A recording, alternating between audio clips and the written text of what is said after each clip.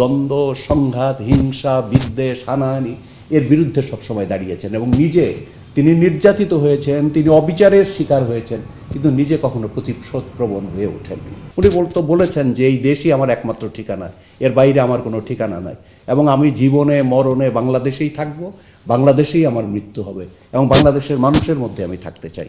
সুতরাং এটা কতটা দেশপ্রেমে উজ্জীবিত থাকলে, কতটা দেশপ্রেমিক হলে এটা বলা সম্ভব এবং এটা করা সম্ভব। কেন তো এটা তো তিনি জীবন মৃত্যুর চ্যালেঞ্জের মুখে দাঁড়িয়ে এটা করেছেন। এটা এমন না যে খুব স্বাভাবিক পরিস্থিতিতে উনি এই সিদ্ধান্ত নিয়েছেন। তার মধ্যে অসংখ্য মানবীয় গুণাবলীর সমাবেশ ঘটেছিল। সুতরাং মানুষ হিসেবেই তিনি অনেক বড় মাপের। উনি তো আসলে চাইলে দেশের বাইরে চলে যেতে পারতেন, মানে ওই যে দেশ ছেড়ে কখনো যাবেন না বা যেতে চান না। এটা তো আলোচনার অপেক্ষা রাখে না, কেননা এটা আপনারা জানেন, আমরা সকলেই জানি যে তিনি অনেকেই কিন্তু নানা প্রলোভনের হাতছানিতে, ভয়ে, আতঙ্কে অথবা নানা ধরনের পরিকল্পনার অংশ হিসেবে বাইরে চলে গেছেন, কিন্তু উনি কখনো যাননি, ওনাকে জোর করে পাঠানো যায়নি।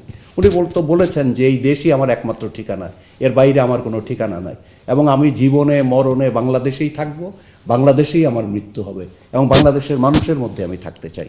সুতরাং এটা কতটা দেশপ্রেমে উজ্জীবিত থাকলে, কতটা দেশপ্রেমিক হলে এটা বলা সম্ভব এবং এটা করা সম্ভব। কেন তো এটা তো তিনি জীবন মৃত্যুর চ্যালেঞ্জের মুখে দাঁড়িয়ে এটা করেছেন। এটা এমন না যে খুব স্বাভাবিক পরিস্থিতিতে উনি এই সিদ্ধান্ত নিয়েছেন। না, রাজনীতিবিদ, উনি পূর্ণ রাজনীতিবিদ, কিন্তু আমার কাছে সবচেয়ে বড় হিসেবে প্রতিভাত হন উনি মানুষ হিসেবে, একজন অসাধারণ মানুষ, একজন অনন্য মানুষ, অনেক বড় মাপের মানুষ। আমি যেটা বললাম, তার ঔদার্য, মহত্ব, তার ক্ষমাশীলতা, এই সমস্ত দিক থেকেই মানবীয় যত গুণাবলী থাকা দরকার তার মধ্যে অসংখ্য মানবীয় গুণাবলীর সমাবেশ ঘটেছিল। সুতরাং মানুষ হিসেবেই তিনি অনেক বড় মাপের।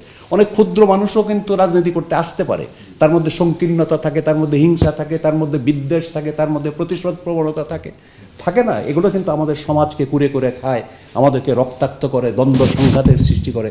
কিন্তু উনি এই ধরনের মানুষ না, উনি একটা অন্য ধরনের মানুষ ছিলেন, বড় মাপের মানুষ ছিলেন।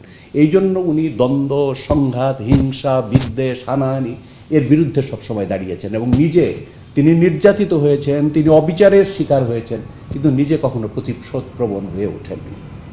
তো যে খবরটার জন্য খানিকটা মানসিক প্রস্তুতিও ছিল, ঘুম হচ্ছিল না, খানিকটা উৎক্ষিপ্ততার মধ্যে ছিলাম।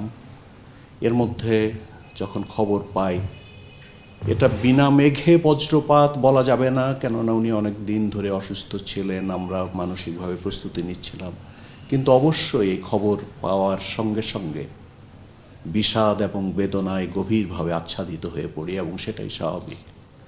অনেক দিন, দীর্ঘদিন, একটা লম্বা সময় আমি তার সঙ্গে কাজ করেছি, মিশবার সুযোগ পেয়েছি, তার নির্দেশনা পেয়েছি, তার মাধ্যমে দেশ ও জাতিকে কিছুটা সেবা করবার চেষ্টা করেছি এবং একজন অসাধারণ অনন্য মানুষের সন্ধান পেয়েছি আমি তার ভেতরে। সবচেয়ে বড় সেটা হচ্ছে তিনি মানুষ হিসেবে, তিনি কতটা রাজনীতিবিদ ছিলেন সেটা তো মানুষ মূল্যায়ন করবে, অনাগত কালেও তার মূল্যায়ন হবে, তার রাজনীতির, তার রাষ্ট্র পরিচালনা, তার দল পরিচালনা, তার দেশ পরিচালনার এটা মূল্যায়ন হবে।